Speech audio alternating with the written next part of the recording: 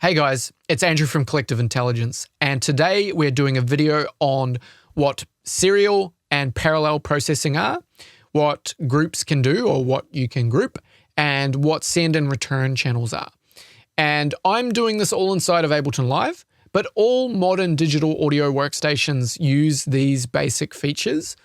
And also, you'll notice that unfortunately I didn't capture the audio from Ableton in this video, but I really do not think it's important to hear what I'm explaining because the explanation is coming from looking at what I'm pointing at and hearing what I'm saying, but not hearing what's happening in Ableton. It's not essential to understanding the concept. So apologies for that in advance. Let's jump into the video.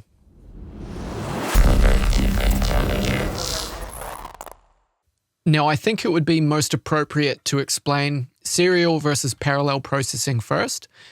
It'll help inform the explanation of the other topics that we'll cover. And I'm going to use this second channel here as an example, and we're going to put an EQ8 and a compressor on it. And I'm going to tell you right away that currently this is serial processing.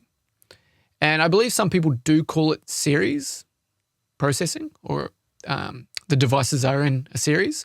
And that does sort of make sense. You figure that series 1 is followed by series 2, so things are one after the other. And that's what serial processing is on this channel we've got, if I turn both of these devices off so they are not applying any effect, and I solo this channel, I've got this pattern playing. And down here on the audio effects rack, I can activate the EQ. The audio comes into the EQ and then comes out the end. And then if I turn the compressor on, it comes out the end of the EQ and then it feeds into the compressor. It comes out here. And then the channel, once all of the processing has been done, then feeds into the mixing section. So then we can either pull it down in volume, put it up in volume, pan it, turn it off altogether. But then finally, once all of that is applied, where's it going to go? Here, it's saying it's going to go to the master. Okay, so the audio is on the channel, and that's where the sound is produced from. It then comes down and feeds into the EQ, into the compressor, out of the compressor, comes back up here into the mixer section. And these are applied to it first, so these parameters, and then finally it goes where we're telling it to go. And in this case, by default, it's just going to the master. So the processing is going step by step, being passed through each device in series or as a serial processing chain. Now, if I were to grab an audio effect rack and drop it down here, I can click this button to show the chain section. And what I'm able to do here is demonstrate what parallel processing is. I can right click and I can create a chain. I can right click again and create a secondary chain. And I'll just turn these off because I don't want the processing to be occurring. But let's just keep that in mind that we've got those there. What I'm going to name the first one is dry. What I'm going to name the second one is wet. And effectively, what this audio effect rack is doing, because I have created two chains, there is now a split in the audio. It comes into this audio effect rack and it gets split in two. One going into the dry, one going into the wet. Now we've got two signals. And let's imagine that they're running in parallel to each other. So comes out of the device, into the device splits it in two, and then we can apply processing to one or the other signal. And then at the end of this, when it comes out again, they get added back together. So what I'm able to do is I'm able to get a redux, let's say, and we'll put the redux on the wet signal. And now we can turn the redux up. We can solo this channel so we just hear what the redux is doing.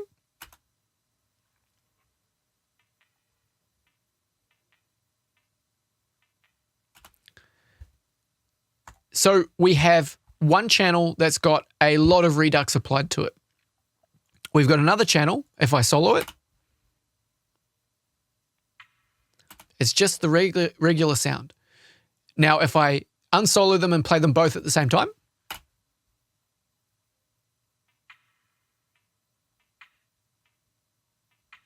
we have both of them added together. And you'll notice that we are starting to clip now, because when both of those pieces of audio are added together and they're both full volume, it's going to result in a volume increase. And in this case anyway, I was going to give an example of how I could say, all right, well, I'm going to EQ this a little bit. I'll take any bottom out of the redux so it's not trying to play really low frequencies. And maybe I'll also EQ the top of it so it's not playing really high, harsh frequencies. And I'll pull it down in volume, listen to the dry signal, and then slowly add in the redux version, just to get a bit of the grittiness of it. There's a bit of it. And now that is parallel processing. So we're splitting the signal into two. We're applying different or even the same processing, and then we're adding them back together again. Okay? So serial is one after the other. Series is splitting into multiple different channels. It can be more than two as well. We can make as many chains as we want. And we can process it all individually. And then we put it all back together at the end. Comes out, goes to the master. That is serial versus parallel processing. And the reason why you would do this sometimes is if parameters just simply don't have a dry wet knob. That can help.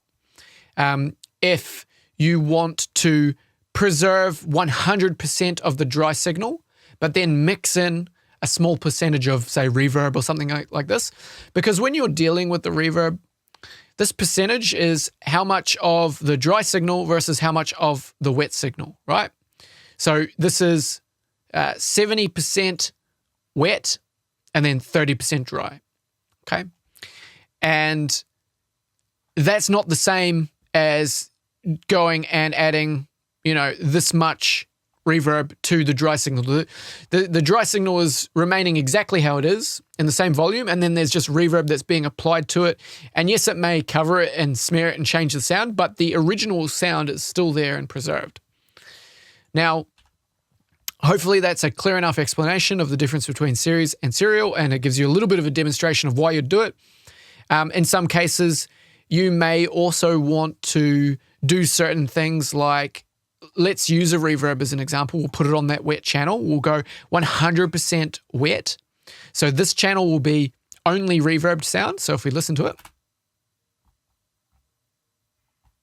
and if we turn up the decay, we might say to ourselves, okay, I don't, let's say I just put this reverb over the whole sound.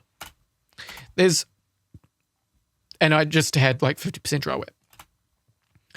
I could say to myself, man, I really don't want the reverb on the kick drum or on the low frequency content of the music. How can I achieve that? With the reverb like this, I could grab an EQ and I could go and cut the bottom end, but it's cutting the original sound. So if I want to be more precise, I can put it inside of here on the wet channel. And now only the reverb, put that back to 100, only the reverb is going to be affected by the EQ. The original signal is still intact. So we can take the bottom end out so it doesn't clash. And now we add them back together.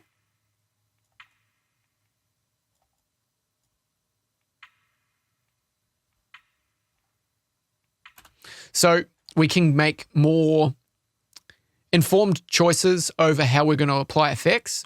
And then we can tailor those effects with other effects afterwards, like EQ or compression or this sort of thing. So that is serial versus parallel processing.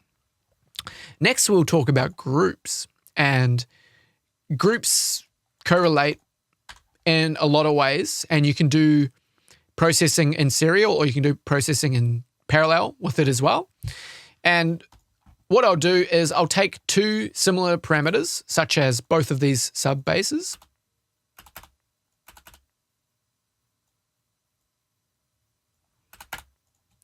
and I'll group them, and I'll call this sub bass.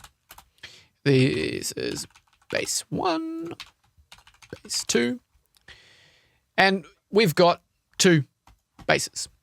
I can go ahead and apply, you know, serial processing to each of them, and then they'll get added together and put into this group, and that's all very well and good.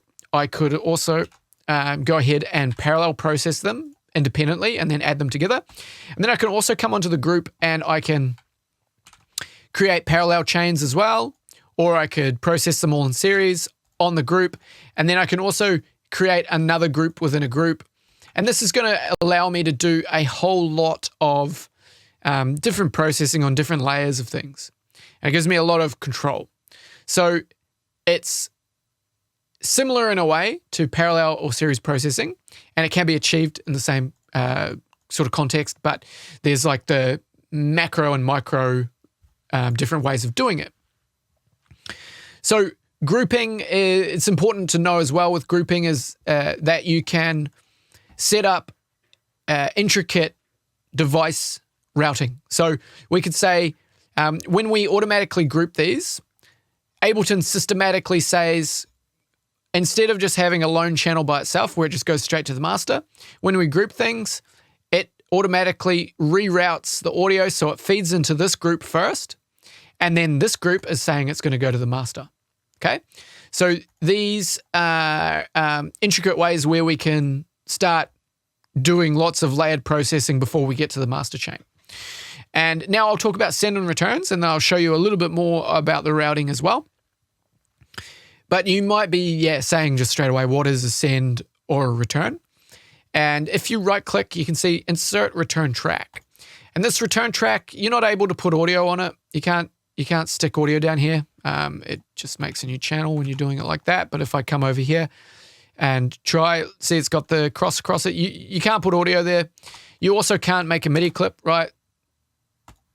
Does not allow me to create a MIDI clip. So how do you use a return? Well, right here, we've got a control, and this is, if you look down the bottom here, you can see it's referring to return A. And what this is going to allow us to do is going to allow us to take some of this audio, which is clearly just going straight to the master. We can tap into the audio, and we can take either -40, -50 decibels of it, or, you know, whatever value we want, or 100% of it. So full volume of that can be fed into this channel. And on this channel, we could then apply something like a reverb. And now we can have the clean signal running straight to the master. But then a portion of this audio is getting sent into this reverb unit on the return track. And then that is going to the master. So the reverb is being applied. And this is happening in parallel because you've still got the dry signal and it goes straight to the master. And now you've got a reverb signal and it's going straight to the master. And once they're in the master, yes, they are getting added together, right? So at the end of the day, the signal still comes back to one ultimate source, but they are parallel processed on the journey toward the master channel. So why would you want to do this? There's a couple of reasons, and we're very lucky. We live in a very computing power is not hard to come by. So typically, we've got very powerful computers, but even so, when you start putting reverbs on every single channel to give everything reverb, there's a lot of processing, and the computer will start slowing down and maybe even fail to keep running the project if you're getting to the point of having really huge projects. So it's a very good idea to use return tracks where you can just use one reverb and you can send audio, because I can send audio from here, I can send audio from there, I can send audio from everywhere. All of these channels have the ability to send audio into here. And I can use one reverb to process plenty of different sounds coming in. So that's going to save me processing power. What it's also going to do is it's going to give me consistency of the reverb sound. I'm using the same reverb, so I'm putting everything in the same simulated room, because reverb is basically a room simulator, right? And that's going to cause the track to become more cohesive because it's the same reverb sound. It sounds like everything's in the same room. And with electronic music, yeah, you can be more experimental with that sort of thing. But if you're, for example, recording drums and vocals and guitars and that sort of thing, it would make sense to think that it's more cohesive, that everything was recorded in the same sort of room. But even then, I'm sure that they use probably different reverbs for that sort of style of recording. So anyway, consistency can be key, and I would go ahead and do something like 1, 2, 3 different return channels, and I'd have one short reverb here, right? So we'll put that short. I'll just copy that over here and make that one, slightly longer, and then this one even longer again. And then if I've got a pad sound like this, I'll send it into the long one, right? So the third one here is referencing the third channel. I've got the drums here. Okay, the drums can go to the short one, and then something like this other pad could go maybe to the medium one, right? We'll just say.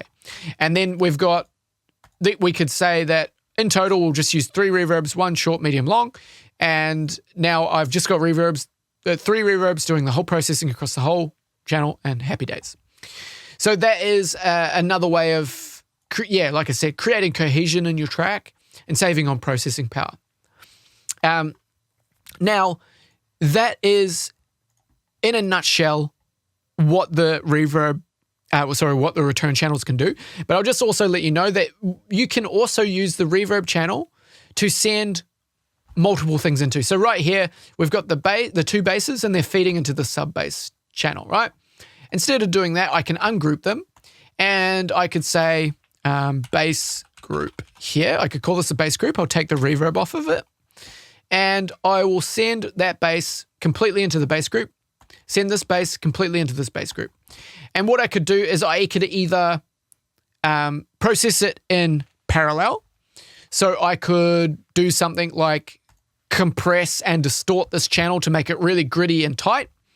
And then I could slowly just send a little bit in there just to add a little bit of grittiness to the bass, right? So I could have the clean bass coming out to the master as we've got set here. So we're just hearing the clean sound, but then we're also sending a percentage of the sound. So in this case, like negative 15 decibels of the sound will then feed into this bass group, where we're going to process it with a bunch of stuff to make it sound different. And if we want to have a lot of that being applied, then we'd turn this up. If we want less of it applied, we could turn it down. Or what we could do is we could turn it all the way up, and then we could turn this down just to mix it in as well, right? So we could just send all of the audio in there, and we could just say, okay, well, I'll just, mix that in gently. Another thing that we could do, instead of doing that in parallel, we could do it in series, where we say, I want this audio to only go to the send. Only go to the send. So now this will no longer go to the master. It goes into the send, and then the send goes to the master. So think about it this way. If I turn this send off, deactivate it, and press play, and try and listen to the bass, we don't hear the bass because it's only going to the sends, and because I've turned that channel off, it doesn't get the chance to send it to the master. If I activate this, we hear it again. Both of these channels are feeding into this main channel, and here we could apply compression to sort of glue them together a little bit. We could EQ them together as well, and this would be processing it in series because we are sending them both into this group, and then we'll do the processing in a chain. But we could also process it in parallel if we grab the audio effect rack again, right? And when we make 2 chains and we process one chain one way and one chain the other way. So Ableton clearly has a lot of intricate routing options available to you. And this can really help you navigate your own way to set up routing that works for you.